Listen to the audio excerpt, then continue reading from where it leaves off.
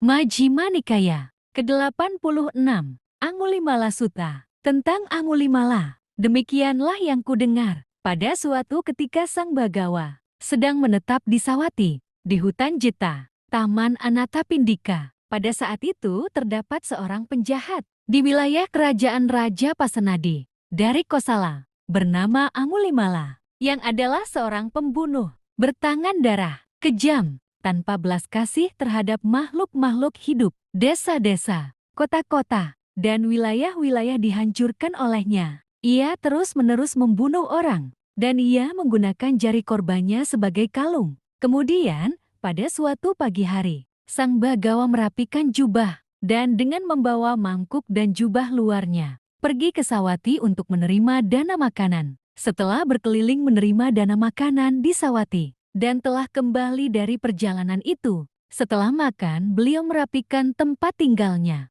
dan dengan membawa mangkuk dan jubah luarnya, berjalan ke arah Angulimala. Para penggembala sapi, penggembala kambing, para pekerja bajak, dan para pejalan kaki melihat Sang Bagawa berjalan di jalan yang menuju Angulimala dan memberitahu beliau, "Jangan melewati jalan ini, petapa. Di jalan ini ada penjahat bernama Angulimala, yang adalah seorang pembunuh bertangan darah, kejam, tanpa belas kasih terhadap makhluk-makhluk hidup. Desa-desa, kota-kota, dan wilayah-wilayah dihancurkan olehnya. Ia terus-menerus membunuh orang dan ia menggunakan jari korbannya sebagai kalung. Orang-orang melewati jalan ini dalam rombongan berjumlah 10, 20, 30, dan bahkan 40, tetapi mereka masih jatuh ke tangan Angulimala." Ketika ini diucapkan, Sang Bagawa berlalu sambil berdiam diri. Untuk kedua kalinya, untuk ketiga kalinya para penggembala sapi, penggembala kambing, para pekerja bajak, dan para pejalan kaki memberitahu hal ini kepada Sang Bagawa.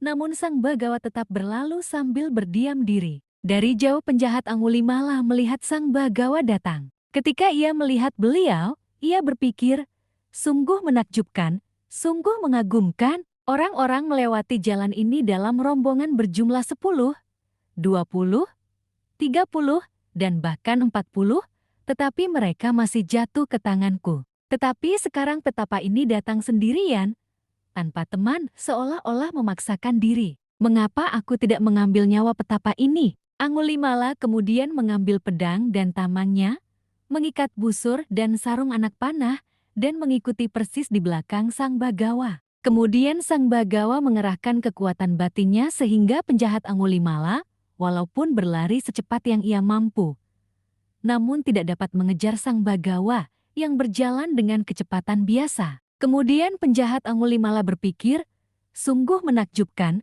sungguh mengagumkan. Sebelumnya aku bahkan mampu mengejar gajah yang tercepat dan menangkapnya. Aku bahkan mampu mengejar kuda yang tercepat dan menangkapnya. Aku bahkan mampu mengejar kereta yang tercepat dan menangkapnya. Aku bahkan mampu mengejar rusa yang tercepat dan menangkapnya. Tetapi sekarang, walaupun aku berlari secepat yang aku mampu, namun tidak dapat mengejar petapa ini yang berjalan dengan kecepatan biasa." Ia berhenti dan berteriak kepada Sang Bagawa, "Berhenti, petapa! Berhenti, petapa! Aku telah berhenti." "Angulimala, engkau juga berhentilah,"